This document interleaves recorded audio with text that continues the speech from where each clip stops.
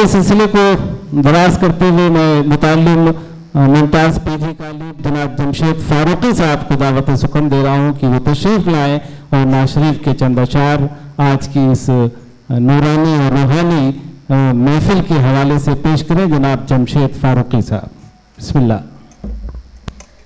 السلام علیکم ورحمۃ اللہ. میں جمشید فاروقی ممتاز پی جی کالج سے.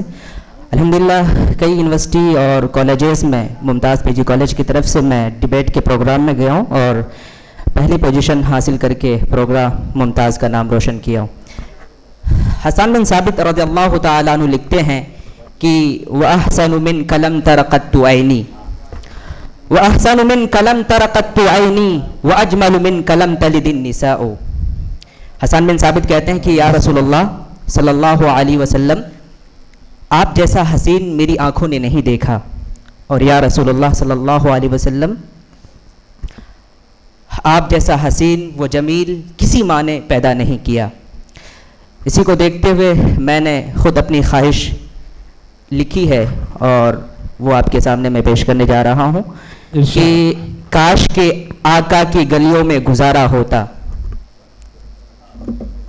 آپ تصور کریں کہ آپ کھو جائیں، آپ یہ تصور کریں کہ آپ نبی پاک صلی اللہ علیہ وسلم کے زمانے میں ہیں، کہ کاش کے آقا کی گلیوں میں گزارا ہوتا، دنیا میں رہ کے بھی جنت کا نظارہ ہوتا. کیا کہنے بھائی، دنیا میں رہ کے بھی جنت کا نظارہ لیتا. کیا حسین تصور ہے. بے شک میں بھی شوق سے جاتا مدینہ ایک دن، میں بھی شوق سے جاتا مدینہ ایک دن، دیدہ دل کو وہاں عشق کا سہارا ہوتا، دیدہ دل کو وہاں عشق کا سہارا ہوتا. اور کاش تجھے بھی زمزم روزانہ میسر ہوتا، کاش تجھے بھی زمزم روزانہ میسر ہوتا، تو اسے پیتا اور پیتا جاتا، تو اسے پیتا اور پیتا جاتا. ساتھیوں، آپ سوچیں کہ کسی نے بہت اچھا لکھا ہے کہ حسن یوسف پہ کٹی مصر میں انگشت زنا، سر کٹاتے ہیں تیرے نام پہ مردان عرب. یہ تھے ہمارے نبی صلی اللہ علیہ وسلم سے محبت کرنے والے. اور میں بھی زندہ رہتا بدر و احد کے زمانے میں، میں بھی زندہ رہتا بدر و احد کے زمانے میں، میرا ایمان بھی صحابہ جیسا ہوتا. بہت شکریہ.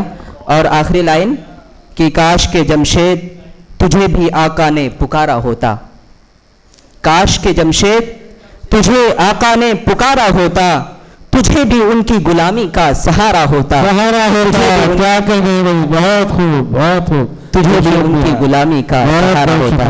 بہت بہت شکریہ. السلام علیکم. وعلیکم السلام ورحمۃ اللہ وبرکاتہ.